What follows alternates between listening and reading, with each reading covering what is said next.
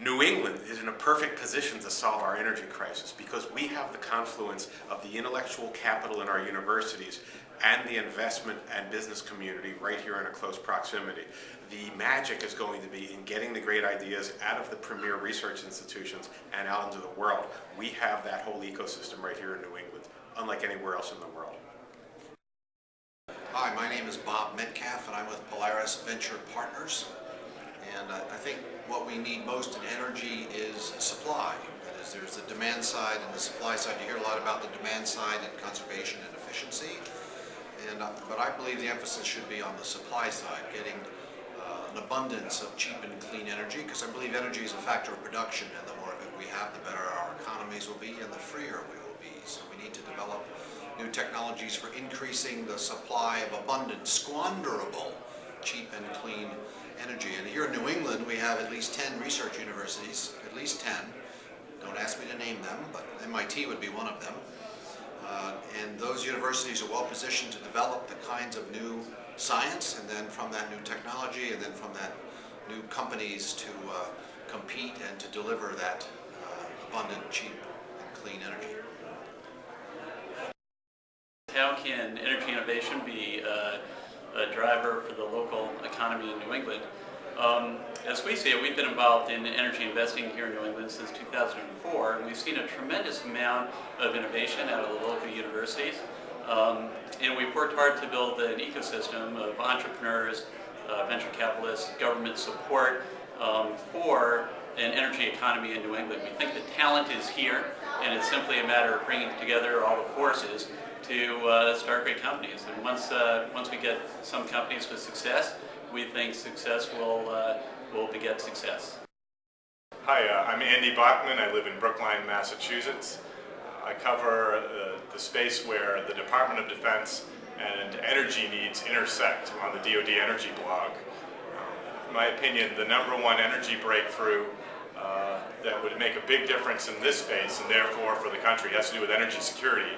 The fact that the Air Force, the 90% user of all energy, or user of 90% of energy for the Department of Defense, relies heavily on fuel that comes from all kinds of places, some of them not so friendly. So a breakthrough in any new way of creating gasoline or jet fuel, whether it's from biofuel sources, something done with genetic engineering, etc., synth fuels, I think would be a big help.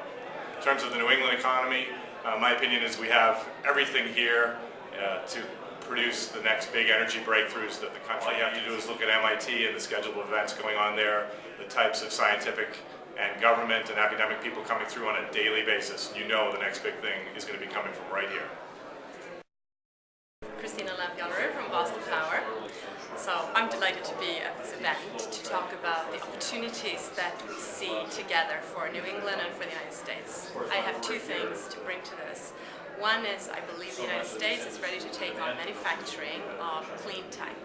My specialty is batteries and energy storage, and I'd like to see policymakers, consumers, and entrepreneurs, established companies working together to establish a new economy around the green tech and the clean tech to create energy independence and new markets. The portable revolution is happening and electric cars are coming.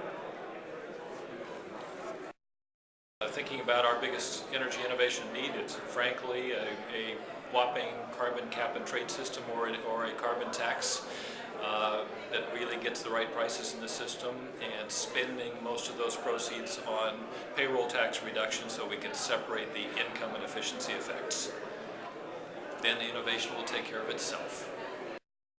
I'm Marcio von Muhlen. I'm a graduate student in biological engineering at MIT.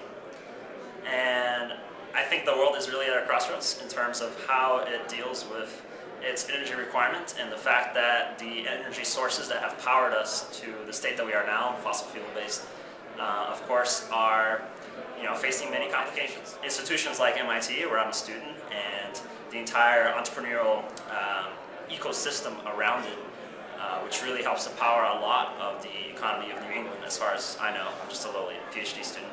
That's my understanding of it. Will really be key in this, because it will be technological innovation in areas like solar cells, wind turbines, biofuels, all the things that people talk about. It won't be a single solution or anything that any one person can say, this is the answer. It'll be a combination of a lot of things. And if these efforts can work, then hopefully we will be able to survive with a much reduced dependence on fossil fuel-based energy sources. I came with a specific bias towards wanting to see what was being discussed in terms of light vehicle transportation, not large trucks, but consumer vehicles. And I'm intrigued by what I heard today. A lot of it is fairly revolutionary in terms of the percentage of fuel savings, up to 97%, that can be done with technology we already have. My concern is more one of how fast can we innovate to commercialize. And if Detroit's going to get $25 billion in loans, and if they could mobilize for World War II in 6 months, how long will it take us to mobilize to 50 miles a gallon? It seems to me that it makes perfect sense to be doing everything I heard tonight and to save money doing it. I just would love to see what we need to do in terms of what was talked about what's it called, bureaucratic acupuncture? Figuring out what we need to do to push things along. What's the hot button that changes this over?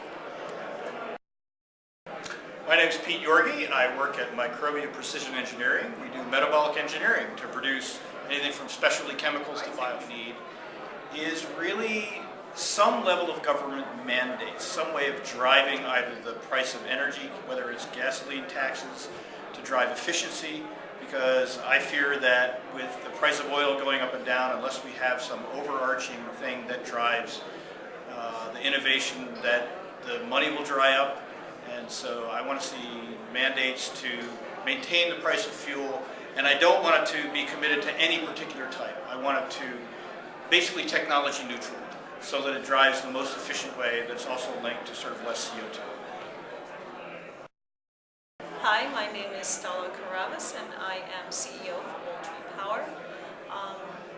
I believe that the new administration should most definitely make funding for research and development for new energy innovations paramount in its administration.